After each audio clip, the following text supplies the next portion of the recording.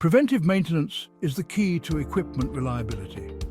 It's about scheduling maintenance tasks before failures occur, using historic trends, experience, or reliability data. Why is preventive maintenance important? It helps avoid unexpected breakdowns, ensures equipment runs efficiently, and extends its lifespan. But there's a bit of guesswork involved, relying on past data and experience. Companies can build an effective preventive maintenance program by focusing on three key strategies: better planning, better control of budgets, and reducing collateral damage. Proper planning ensures tasks are done on time. Budget control keeps costs in check, and minimizing damage saves on future repairs.